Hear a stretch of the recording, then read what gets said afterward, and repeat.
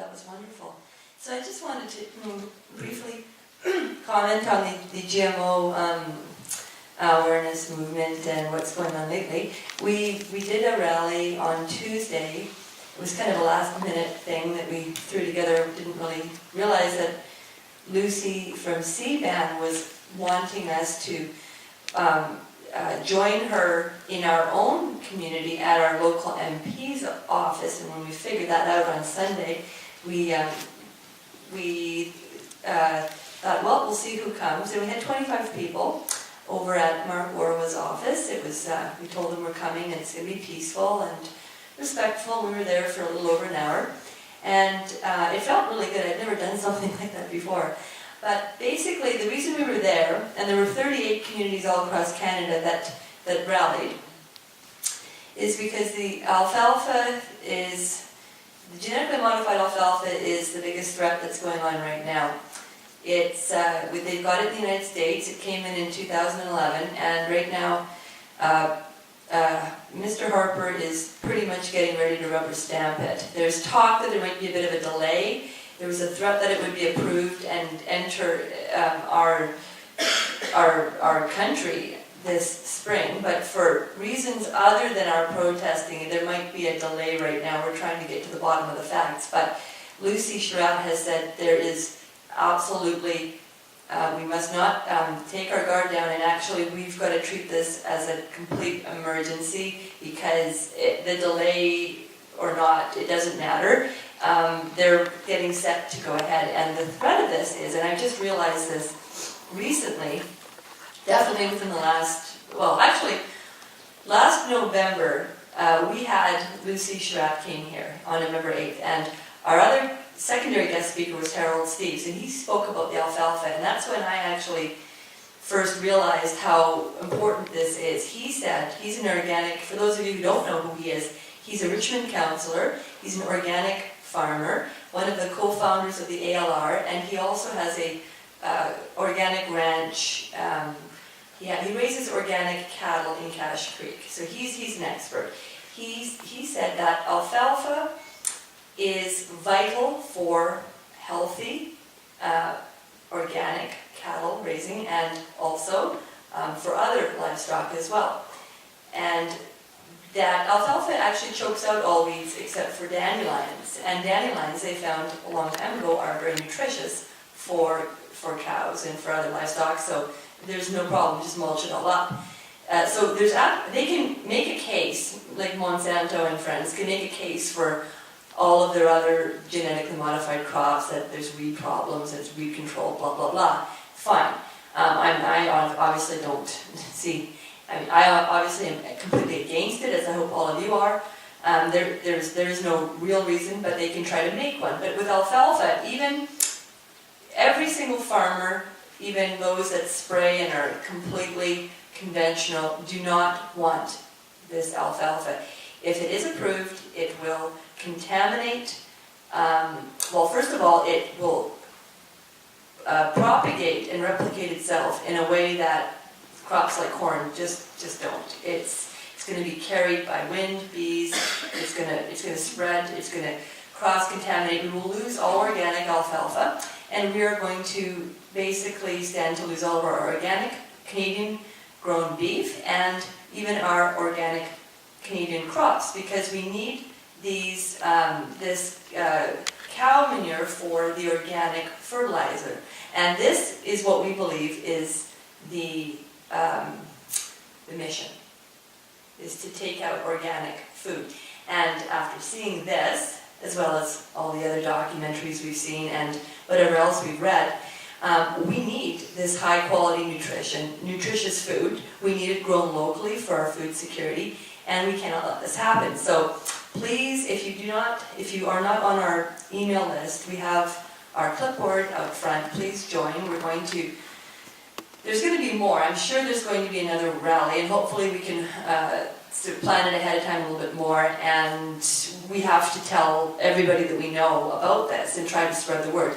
I did notice one nice article in one of the Tri-Cities newspapers today that another lady named Teresa who's in Coquitlam, and she does come to these screenings from time to time, but she got a really nice article in the paper. And there has been press. The Ottawa Citizen did a wonderful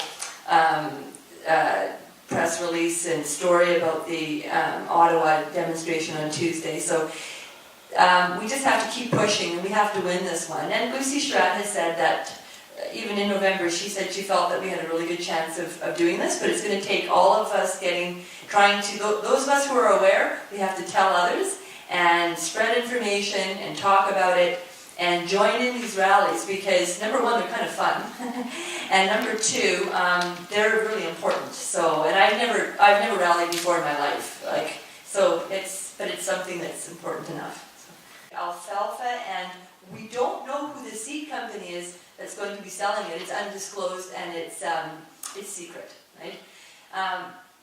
But that's interesting about finding out what politicians are involved. But Mr. Harper is the one who's going to be giving the okay to this. But I mean, maybe we can get some information and actually, like you said, draw out individuals. Start getting people's names out there, and addresses and start saying, hey, we don't want this. yeah, and putting them out there online and saying so and so, and say we want you to answer to us why this is being done, because they can't come up with a why. Why is it? Why should we have this? They cannot answer it because there's no logical reason. Control the market. That's right, but there's no logical. They can't make a logical case because we don't have a problem. We don't have a weed problem. Why would you have a toxic herbicide when there are no weeds that are a problem? That's the thing, is that it's insane. Yeah. And actually, I'm not sure of when and how the process went, but we don't actually have a threat of it coming into Western Canada, because that's basically been already dealt with. The farmers have said we don't want it, but right now it's Ontario. But once it enters the country, it's going to mess everything up, because they're going to be polluting all the cars that they use to transport it, and it spreads, and there's no coexistence with GMOs and natural plants. It invades and destroys, and that's been said again and again in the other documentaries by Andrew Kimball. It invades and destroys. There's no such thing. Sometimes it takes longer. Well, alfalfa will probably be quite quick because of it's a grass, and it will rapidly. And so if it enters in Ontario, well, then we've let it in. We've let it in the country. So we have to stand up and say, as Canadians, that's enough.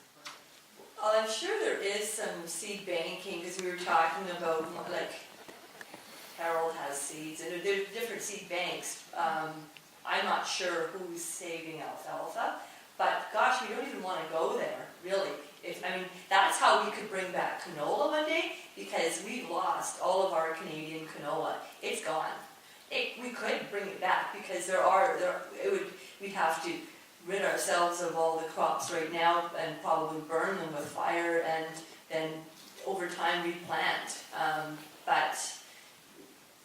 We certainly have to be saving everything, but which was filmed in 2004, 2005. They already owned 11,000 patents. That was stated right in that documentary, most of them being natural. So, God knows what they have at this point. And So there should be another rally to stop patenting food. that should never have been passed by law. Actually, there is something going on. Somebody's taking that up right now, and I'm trying to think who. It's been. Was it Arnold Taylor who mentioned that was being taken up right now? Somebody mentioned that. Trying it again. They're trying it again, and I don't remember who told me that's what started the whole problem, like allowing the patenting of life. It's absolutely lunatic. Seeds and access to seeds should be a free human right. But I remember the story that somebody told, and I can't remember where it was, it's probably in a film, that it's like years ago, the kings would say, this is my river and I own it, and nobody can fish or use it or travel on it without permission and paying me. And we think, okay, well that's so archaic and insane, but it's not that the king said it. That's not what's really sad. It's that other people believed it and obeyed it. They obeyed this lunatic self-made law. And that's what we have right now today. Monsanto and friends who are in the politicians that they're in bed with create these laws, I can't remember when it was passed. It was decades ago, this patenting of life. But before that, it's not that they'd never considered it. The patenting of life at one time in the United States was not allowed on moral grounds. There was a deliberate, you were allowed to patent so many things, but deliberately excluded on moral grounds because it was immoral.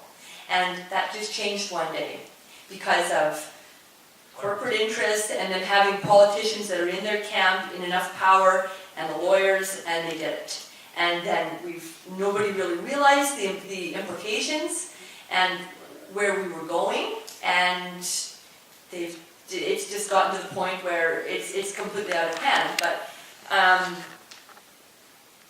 don't want to we can't stay till midnight and have an India discussion again, but it was so fascinating, Tony, to hear about what India is doing, because they have now, I can't explain it like you can, but they have first of all passed a labeling law recently, and now they are saying our natural varieties are not to be used by anybody who wants to just use it for their own selfish, manipulative purposes for experiment. Is that correct? Yeah, Canada needs it. Canada is losing its biodiversity. Yeah. But India now will not allow somebody like Monsanto to go in and just take their amaranth specific variety and start messing with it, right? They're not allowed to. So there's like a counter thing going on. No, India passed a law called Biodiversity Preservation Act. So any natural plant, animal cannot be is a intellectual property of the nation. Canada needs it. Yeah, and speaking of politicians, actually, is Shane? Is he still here? You had to take Yeah.